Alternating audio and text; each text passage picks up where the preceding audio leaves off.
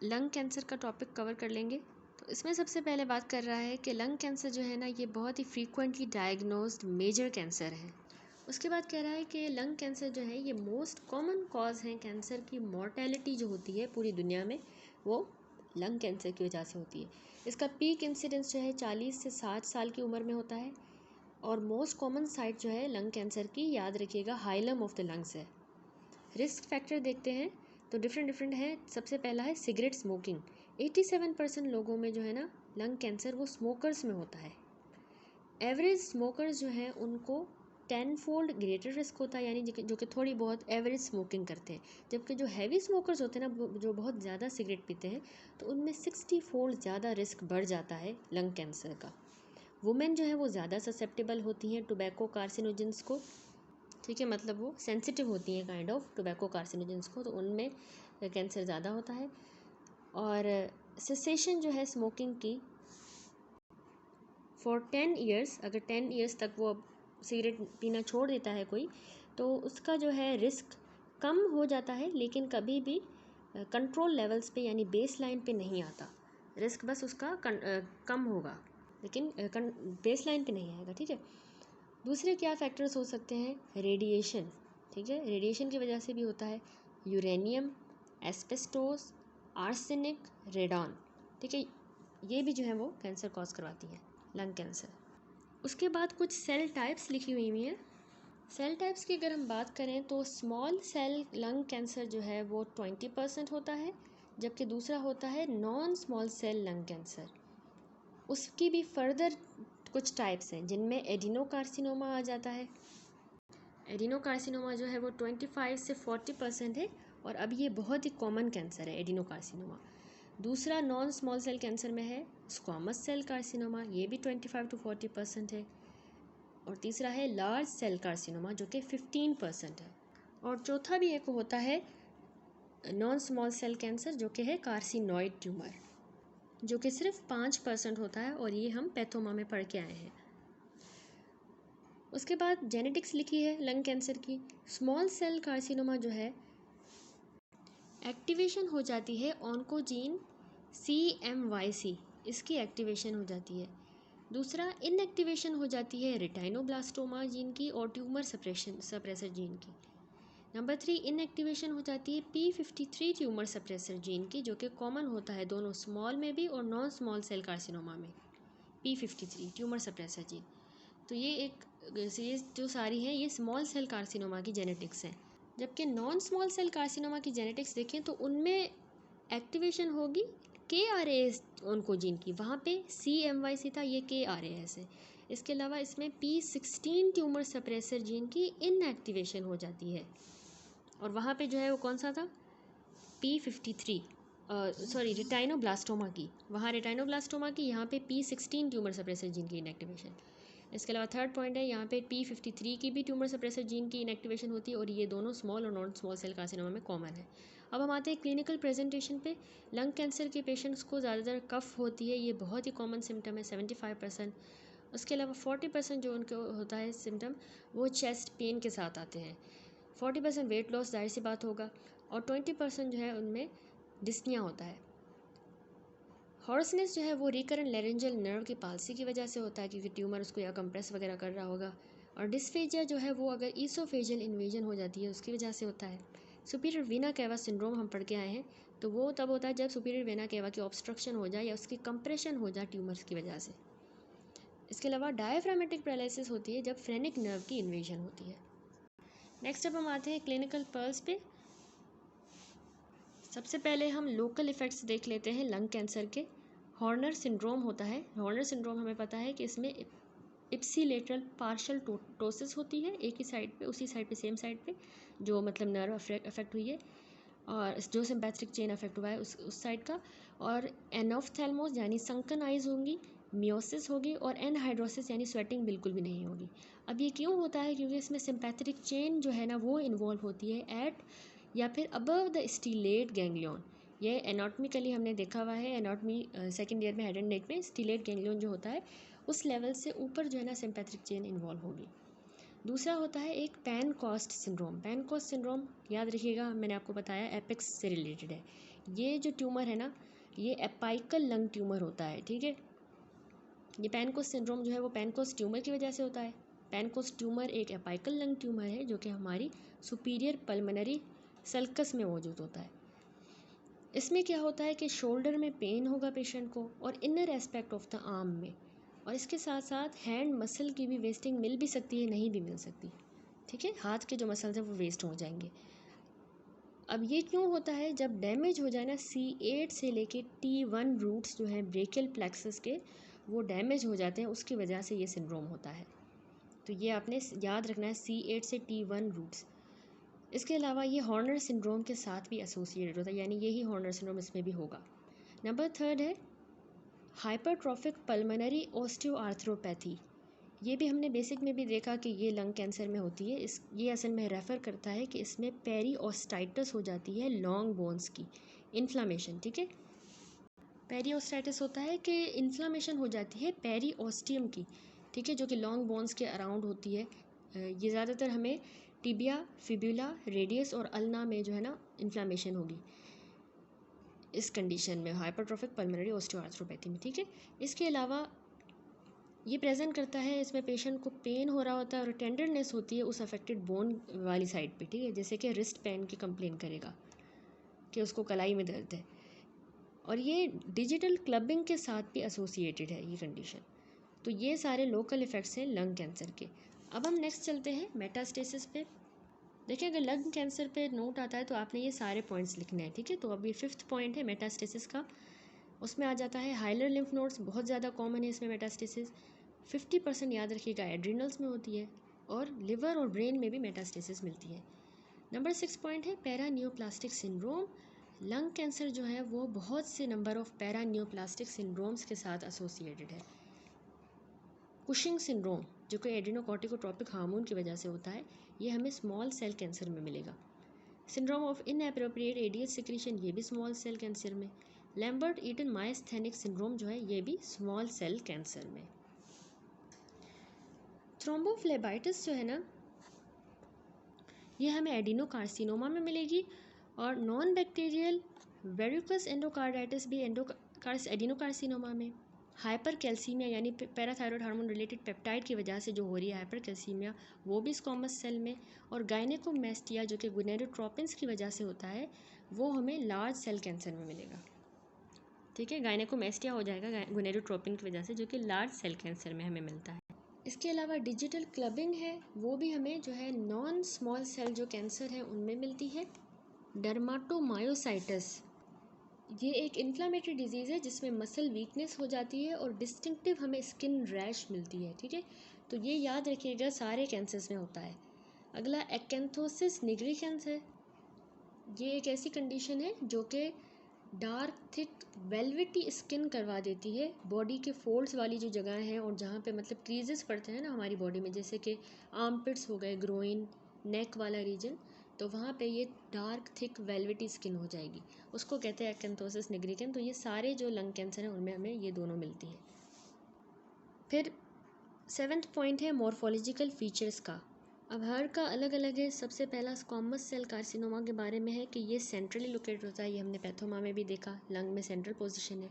ये बहुत ही common type है कैंसर की जो कि मेन में होता है, और इसकी स्ट्रॉन्ग एसोसिएशन स्मोकिंग के साथ है, ठीक है। इसकी मॉर्फोलॉजी इस तरह है कि स्क्वामस सेल जो कार्सिनोमा है वो हमें ग्रे वाइट कलर का इनफिल्ट्रेटिंग ट्यूमर मिलता है। इसमें P53 म्यूटेशन की फ्रीक्वेंसी बहुत ज़्यादा है सारी एस्ट्रोलॉजिक टाइप्स में। दूसरा ये कि स्क्वामस सेल कार्सिनोमा में, ये तो अब रट ही लें, याद ही होना चाहिए कि कैरेटिनाइजेशन और स्क्वामस पर्ल्स हमें मिलते हैं, और इंटरसेलुलर ब्रिजेस भी मिलते हैं, और माइटोटिक एक्टिविटी जो है वो इसमें हायर होती है। इन पुअरली डिफ्रेंशिएटेड ट्यूमर्स में जो है ना माइटोटिक एक्टिविटी बहुत ज़्यादा मिलती है हमें। उसके बाद अगली मॉर्फोलॉजिक फीचर है एडिनोकार्सिनोमास की। ये भी हमारा non small cell lung carcinoma है। ये हमने जैसा कि पैथोमा में भी देखा, तो ये पेरीफेरी में लोकेटेड होता है, और ये बहुत कॉमन कैंसर टाइप है जो कि वुमेन में होता है और नॉन स्मोकर्स में। अब ये सारी पॉइंट्स रट्टा लगाने वाली याद रखनी है आपने एग्जाम पॉइंट ऑफ व्यू से, ठीक है। अब इसकी जो है ना स्मोकिंग के साथ इतनी स्ट्रॉन्ग एसोसिएशन नहीं है, देखा जैसा हमने देखा ये नॉन स्मोकर्स में और वुमेंस में होता है। ये स्लोली ग्रो करेगा बनिस्बत इस स्क्वामस की निस्बत, स्क्वामस सेल कार्सिनोमा से ये स्लोली ग्रो करता है, लेकिन ये मेटास्टेसाइज वाइडली करता है और अर्ली जल्दी कर जाएगा।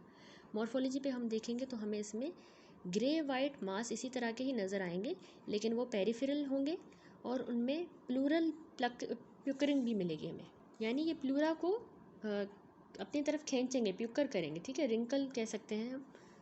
तो ये एडिनोकार्सिनोमा की मॉर्फोलॉजी है। इसके अलावा ये जो है पैरेनकाइमल स्कारिंग भी कॉज करवा देते हैं, स्कार।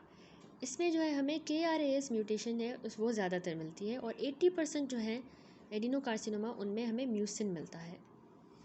अगला ब्रोंकियो एल्वियोलर कार्सिनोमा है। तो ये जो सबसेट है एडिनोकार्सिनोमा का ही सबसेट है ये वाला कैंसर, ठीक है, और ये 1 to 9% ऑल लंग कैंसर है। इसका ग्रोथ पैटर्न जो है उसको हम कहते हैं लेपिडिक, दैट इज़ कि ये ग्रो करता है along the pre existing structure. ये बार बार पॉइंट रिपीट हो रही है कि ये प्री एग्जिस्टिंग स्ट्रक्चर्स के ऊपर ही ग्रो करेगा without destruction to alveolar architecture. Alveolar के आर्किटेक्चर को बिल्कुल भी डिस्ट्रॉय नहीं करेगा, बस वहीं पे ग्रो करेगा। इसको हम ग्रोथ पैटर्न को हमने लेपिडिक नाम दिया। लेपिडिक लफ्ज़ का मतलब होता है स्केली, ठीक है, जैसे स्केल्स बन जाते हैं। अब हम देखते हैं मॉर्फोलॉजी। इस ब्रोंकियो एल्वियोलर कार्सिनोमा की मॉर्फोलॉजी कैसी होगी? दो हो सकती है, ये नॉन म्यूसिनस होता है या म्यूसिनस। म्यूसिनस जो होते हैं ना उसमें हमें कॉलमनार पैग शेप के सेल मिलते हैं, कॉलमनार होंगे। जो म्यूसिनस नहीं है ये, ठीक है, कॉलमनार पैग शेप्ड सेल। और ये जो है इनमें हमें पेरिफेरल लंग नोड्यूल मिलती है, पेरिफेरी पे होगा, और सिर्फ इसमें जो है एरोजिनस स्प्रेड होता है। एरोजिनस स्प्रेड का मतलब है जो कि इसकी ट्रांसमिशन जो है ना वो एयर के थ्रू होती है, ठीक है। ये बहुत इंपॉर्टेंट पॉइंट और न्यू पॉइंट आई है कि इसका एरोजिनस स्प्रेड है नॉन म्यूसिनस वाले ब्रोंकियो एल्वियोलर कार्सिनोमा का। और ये नॉन म्यूसिनस जो है ना ये लाइकली है टू बी क्योर्ड बाय जब हम इसकी सर्जिकल रीसेक्शन कर दें। अगला म्यूसिनस टाइप है। अब इसमें हमें टॉल कॉलमनार सेल्स मिलेंगे, वहाँ कॉलमनार पैग शेप्ड सेल थे, ये टॉल कॉलमनार सेल्स है और इनमें म्यूसिन होगा। इसका एरोजिनस स्प्रेड भी कॉमन है और ये सैटेलाइट लेजन्स बना देता है, म्यूसिनस वाला टाइप, और ये लेस लाइकली है to be cured by surgery, ठीक है, लेस लाइकली।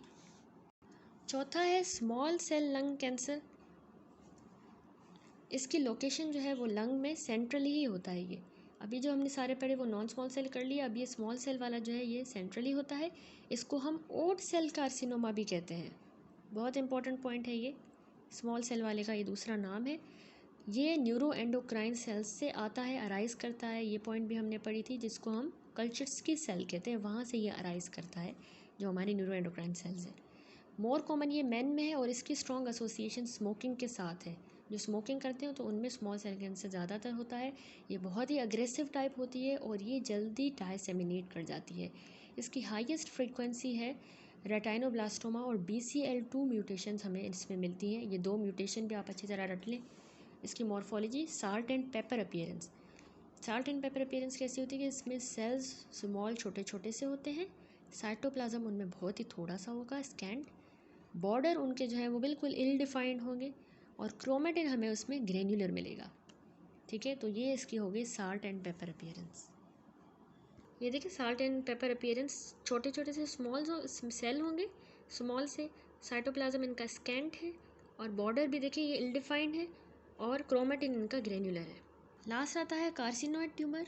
इसकी भी लोकेशन जो है सेंट्रल ही होगी लंग के अंदर। ये जो है ये भी नॉन स्मॉल सेल कार्सिनोमा का ही टाइप है। ये असल में लो ग्रेड का कैंसर होता है, न्यूरो एंडोक्राइन ओरिजिन का है, और इसकी स्मोकिंग के साथ एसोसिएशन नहीं है। दूसरी बात कि ये 1 to 5% सारे जो लंग कैंसर हैं वो कार्सिनोइड ट्यूमर ही होते हैं। ये 40 साल की उम्र से कम के जो लोग होते हैं उनमें होता है, और ये भी हेमाप्टाइसिस, कफ और कार्सिनोइड सिंड्रोम के साथ पेश करता है। कार्सिनोइड सिंड्रोम वही बात कि फ्लशिंग होती है, साइनोसिस होती है और डायरिया इंटरमिटेंट होता है। कार्सिनोइड सिंड्रोम जो है वो डजन रिक्वायर लिवर मेटास्टेसिस, यानी ज़रूरी नहीं है कि कार्सिनोइड सिंड्रोम में लिवर की मेटास्टेसिस भी हो।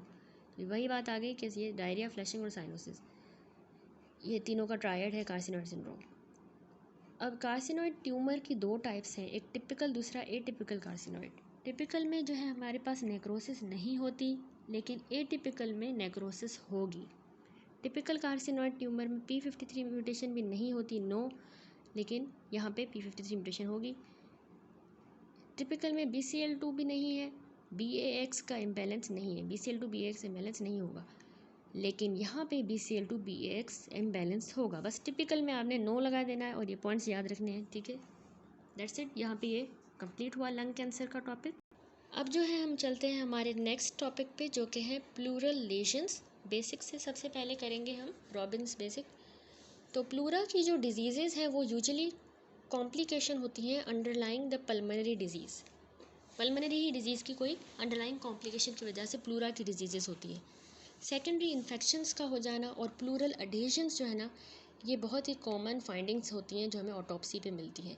इंपॉर्टेंट जो प्राइमरी डिसऑर्डर्स हैं उनमें हमारे पास primary intrapleural bacterial infections आ जाते हैं, ठीक है। प्राइमरी जो है वो इंट्रा प्लूरा के अंदर वाले बैक्टीरियल इन्फेक्शन।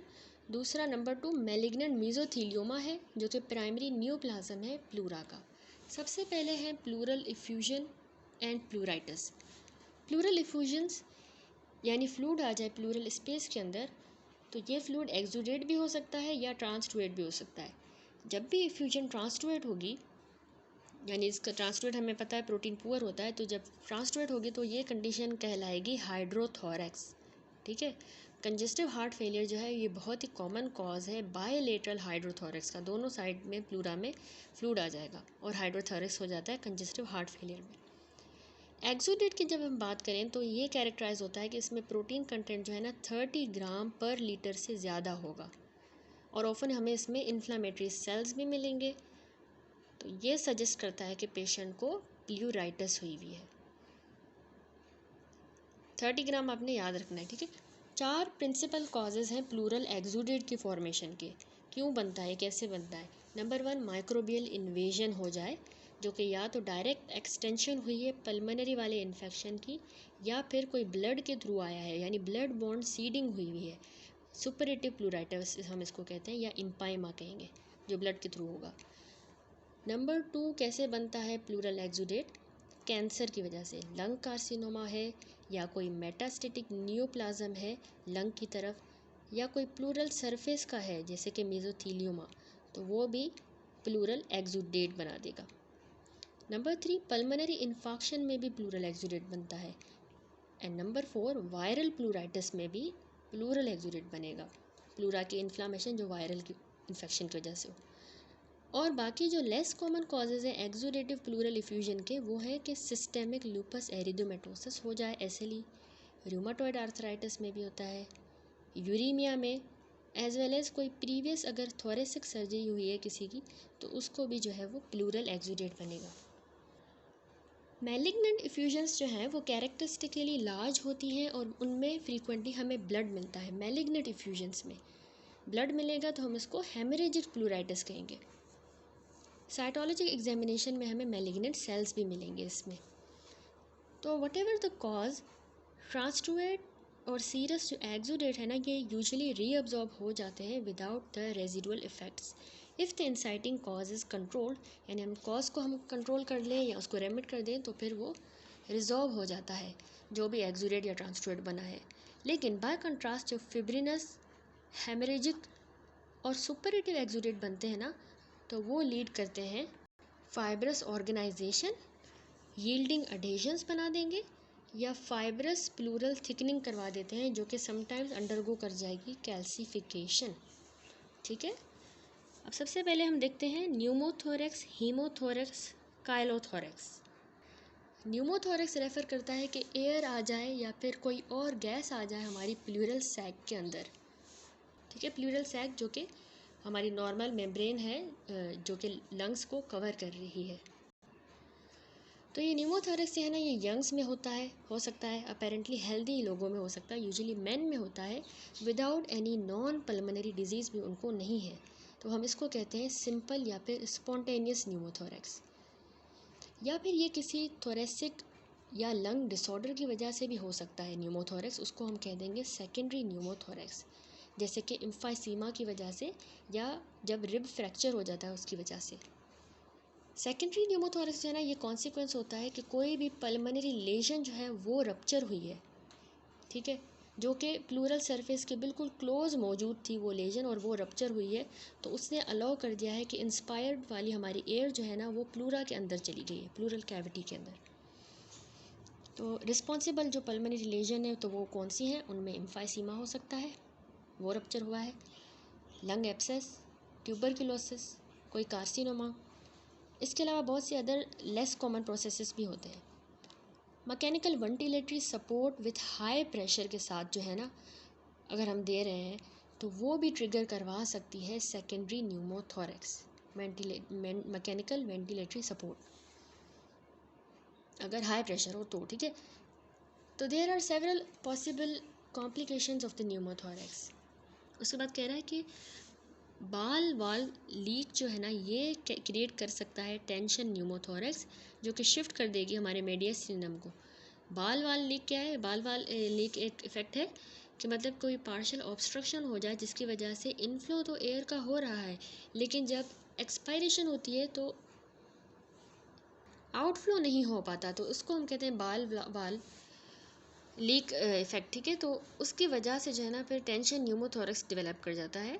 इसके अलावा कॉम्प्लिकेशंस में देखें तो कॉम्प्रोमाइज़ जब हो जाती है पल्मोनरी सर्कुलेशन, तो ये भी जो है ना इसके बाद टेंशन न्यूमोथोरैक्स के बाद हो सकता है, और ये फैटल हो सकती है, ठीक है, क्योंकि पल्मोनरी सर्कुलेशन कॉम्प्रोमाइज़ हो चुकी है। अगर जो लीक बना है वो सील किया जाता है, यानी सील हो जाता है, या फिर लंग जो है ना वो री एक्सपेंड नहीं हो पाएगा कुछ हफ्तों तक, या तो स्पॉन्टेनियसली या किसी मेडिकल या सर्जिकल इंटरवेंशन के थ्रू अगर हम यानी इसको सील कर रहे हैं तो वो कुछ हफ्तों तक लेकिन लंग री एक्सपेंड नहीं कर पाता। तो बहुत ज़्यादा स्कारिंग हो सकती है जो कि कभी भी लंग को कभी भी फुली री एक्सपेंड नहीं करने देगी, ठीक है। तो इस तरह के केसेस में सीरस फ्लूइड जो है ना वो हमारी प्लूरल कैविटी में कलेक्ट हो जाता है और वो एक हाइड्रोन्यूमोथोरैक्स क्रिएट कर देता है, यानी फ्लूइड भी है एयर भी है। तो प्रोलॉन्ग्ड कोलैप्स के साथ जो है लंग जो है वो वल्नरेबल होता है कि उसमें इन्फेक्शन हो जाए, जैसा कि प्लूरल कैविटी में होता है, ठीक है, यानी लंग में भी इन्फेक्शन हो जाएगा, प्लूरल कैविटी में, क्योंकि दोनों के दरमियान जो है वो कनेक्शन जब तक वो बरकरार रहेगा लंग और प्लूरा का। इम्पाइमा जो है ये एक बहुत ही इंपॉर्टेंट कॉम्प्लिकेशन है जो कि न्यूमोथोरैक्स में होती है। पायो न्यूमोथोरैक्स कहते हैं हम इसको, ठीक है, पस आ जाता है प्लूरल कैविटी में। अगला है हीमोथोरैक्स। हीमोथोरैक्स है कि होल ब्लड की कलेक्शन हो जाए in contrast to the bloody effusion, ठीक है, ब्लडी इफ्यूजन नहीं है, पूरा का पूरा ब्लड आ जाए अगर प्लूरल कैविटी में तो हम इसको हीमोथोरैक्स कहते हैं। और ये जो है ना रप्चर्ड इंट्राथोरेसिक एओर्टिक एन्यूरिज्म की वजह से हो सकता है, जब ये एन्यूरिज्म फट जाता है। ये इवेंट ऑलमोस्ट ऑलवेज फैटल होता है। तो हीमोथोरैक्स के साथ जो है in contrast with the bloody pleural effusion, जो ब्लड के क्लॉट्स होंगे ना इसमें वो प्लूरल कैविटी में हमें मिलेंगे, जबकि प्लूरल इफ्यूजन में ऐसा नहीं होता, ब्लडी प्लूरल इफ्यूजन में। अगला है क्लायोथोरैक्स। क्लायोथोरैक्स है कि प्लूरल कलेक्शन हो जाए, मिल्की लिम्फेटिक फ्लूइड उसमें आ जाए जिसमें माइक्रोग्लोब्यूल्स ऑफ लिपिड भी मौजूद हों।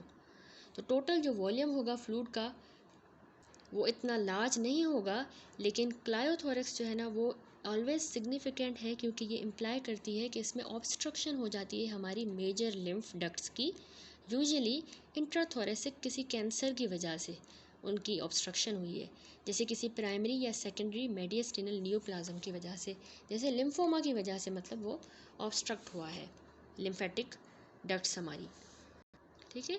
अब चलते हैं नेक्स्ट मैलिग्नेंट मेसोथीलियोमा पे। उससे पहले हम ये पैथोमा से भी देख लेते हैं प्लूरा के न्यूमोथोरैक्स। न्यूमोथोरैक्स हमने कहा एक्यूमुलेशन हो जाए एयर की प्लूरल स्पेस में। फिर कह रहा है कि स्पॉन्टेनियस जो न्यूमोथोरैक्स होती है वो क्यों होती है? जब रप्चर हो जाए किसी इम्फाइसीमेटस ब्लैब का, ठीक है, और ये ज़्यादातर हमें यंग एडल्ट में मिलता है।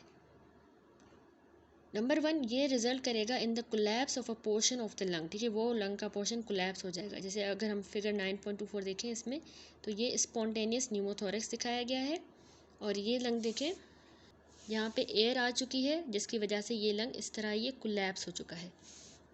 स्पॉन्टेनियस न्यूमोथोरैक्स के बाद दूसरी लिखी हुई है कि टेंशन न्यूमोथोरैक्स होती है, जो कि अराइज करती है जब कोई चेस्ट वॉल की पेनिट्रेटिंग इंजरी हो जाए। तो इसमें एयर जो है ना वो हमारी प्लूरल स्पेस में आ जाएगी, लेकिन आ तो जाएगी लेकिन अब एग्जिट नहीं कर पाती, ठीक है। तो ट्रैकिया जो है इसमें opposite side of the injury जो है वो शिफ्ट हो जाता है, ठीक है, यानी इस साइड पे अगर इंजरी हुई है तो ये जो ट्रैकिया है ये ऑपोजिट साइड यहाँ पे शिफ्ट हो जाएगा। और ये कह रहा है कि ये मेडिकल इमरजेंसी होती है जिसको हम चेस्ट ट्यूब इंसर्ट करके ट्रीट करते हैं। ठीक है, ठीक है। तो इरफान मसूद से भी हम प्लूरल डिसऑर्डर्स में देख लेते हैं। सबसे पहले प्लूरल इफ्यूजन के बारे में लिखा हुआ है कि ये रेफ़र करती है एक्यूमुलेशन हो जाए फ्लूइड की हमारी प्लूरल कैविटी के अंदर। ठीक है, अब ये ब्रॉडली क्लासीफाई हुआ है कि ट्रांसुरेटिव भी हो सकती है, एक्सुडेटिव भी। ट्रांसुरेटिव हमने पढ़ी कि उसके जो है सिस्टेमिक फैक्टर्स की वजह से होती है, प्रोटीन पुअर होती है ना, ये protein and cell poor systemic causes हैं, और इसीलिए ये जो है ना ये बायलेटरली होती है और इक्वल होती है, दोनों साइड पे एक जितनी होती है। प्लूरल फ्लूइड जो है वो उसकी पीएच इसमें हमें 7.4 से याद रखिएगा ज़्यादा मिलती है। एक्सुडेटिव दूसरी इफ्यूजन होती है, ये लेकिन लोकल फैक्टर्स की वजह से होगी जो एल्टर कर देते हैं हमारे प्लूरल सरफेस की परमिएबिलिटी को, वो लोकल फैक्टर्स जो है ना, तो परमिएबिलिटी बढ़ेगी तो इफ्यूजन होगी। तो इसीलिए ये यूनिलेटरल होती है और इसमें प्लूरल फ्लूइड की पीएच 7.4 से कम होगी। ठीक हो गया। उसके बाद डिफरेंस लिखा हुआ है कुछ ट्रांसड्यूएटिव और एक्सुडेटिव इफ्यूजन का। ट्रांसड्यूएटिव में हमें जो है वो कंजेस्टिव हार्ट फेलियर में मिलती है। क्यों? क्योंकि इसमें क्या होता है, हाइड्रोस्टेटिक प्रेशर हमारा बढ़ जाता है ब्लड का, तो जो है प्लूरा बिल्कुल परमिएबल हो जाएगी और उसमें इफ्यूजन हो जाएगी। जबकि एक्सुडेटिव में जो है वो पैरा न्यूमोनिक इफ्यूजन होती है, यानी नमूनिया की वजह से लोकली नमूनिया हुआ है और वो जाके इफ्यूजन करवा देगा। अगला नेफ्रोटिक सिंड्रोम जो है, जिसमें क्या होता है, ऑनकोटिक प्रेशर कम हो जाता है, तो इस ऑनकोटिक प्रेशर कम होने की वजह से ट्रांसड्यूएट बन जाएगा प्लूरा में, ये भी इसका काज है ट्रांसड्यूएटिव इफ्यूजन का। लेकिन एक्सुडेटिव जो है वो मैलिग्नेंसी की वजह से होगा। ठीक है, यानी कोई लोकल मैलिग्नेंसी या तो प्रेशर दे रही होगी वेसल्स को, तो जो है वो वेसल्स ज़्यादा परमिएबल होंगी और प्लूरा में फ्लूइड आ जाएगा। ट्रांसड्यूएटिव जो है वो सिरोसिस की भी वजह से होता है, वो उसका भी कॉज यही है कि ऑनकोटिक प्रेशर कम हुआ है, और एक्सुडेटिव ट्यूबरकुलोसिस की वजह से। ट्रांसड्यूएटिव पल्मोनरी एम्बोलिज्म की वजह से 1/3 केसेस में हमें मिलेगा, जबकि एक्सुडेटिव पल्मोनरी एम्बोलिज्म की वजह से 2/3 ऑफ द केसेस में हमें मिलेगा। ट्रांसड्यूएटिव जो है वो